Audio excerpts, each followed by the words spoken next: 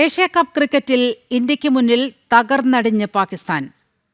18 ഓവറിൽ പാകിസ്ഥാന് 99-8 എന്ന നിലയിലാണ്. കുൽദീപിനും അസ്കറിനും 2 വിക്കറ്റ് വീതം ലഭിച്ചു. വാർത്തയുടെ വിവരങ്ങളുമായി നിഖിൽ ചേരുന്നുണ്ട്. നിഖിൽ, വലിയ പരാജയമാണ് പാകിസ്ഥാനെ സംബന്ധിച്ചുണ്ടായത്. 8 വിക്കറ്റ് നഷ്ടമുണ്ടായിരിക്കുന്നു. എങ്ങനെയാണ് വിവരങ്ങൾ?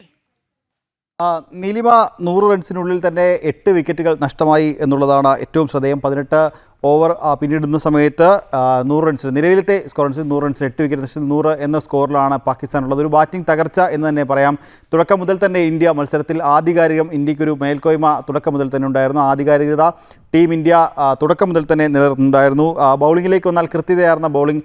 3 വിക്കറ്റുമായി കുൽദീപ് യാദവും 2 വിക്കറ്റുമായി അക്ഷർ പട്ടേലും തിളങ്ങിയപ്പോൾ ഹർദിക് പാണ്ഡ്യയും ബുംറയും വരുൺ ചക്രവർത്തിയും ഓരോ വിക്കറ്റുകൾ വീഴ്ത്തി. അങ്ങനെ കൃത്യമായ ഇടവേളകളിൽ വിക്കറ്റുകൾ വീഴ്ത്തിക്കൊണ്ടേയിരുന്നു. നിലവിൽ 18 ഓവർ പൂർത്തിയാകുമ്പോൾ 101 റൺസ്, 8 വിക്കറ്റ് നഷ്ടത്തിൽ 101 റൺസ് എന്ന സ്കോറിലാണ് പാകിസ്ഥാൻ ഉള്ളത്. പാകിസ്ഥാന് ഭേദപ്പെട്ട പ്രകടനങ്ങളിൽ കാഴ്ചവെച്ചത് ഫർഹാൻ മാത്രമാണ് എന്ന് പറയാം. 44 പന്തിൽ 40 റൺസ് എടുത്ത ഫർഹാൻ മാത്രമാണ് ഭേദപ്പെട്ട പ്രകടനം കാഴ്ചവെച്ചത്.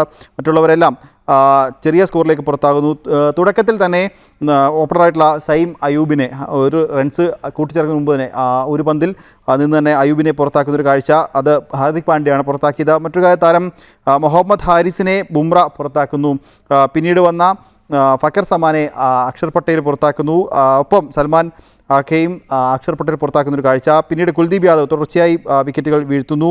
ഹസൻ നവാസിനെയും മുഹമ്മദ് നവാസിനെയും കുൽദീപ് യാദവ് പുറത്താക്കുന്ന കാഴ്ച.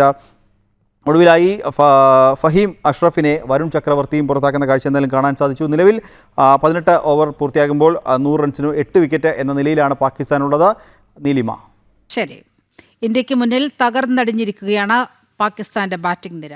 വിവരങ്ങളാണ് നിഖിൽ പങ്കുവച്ചത്.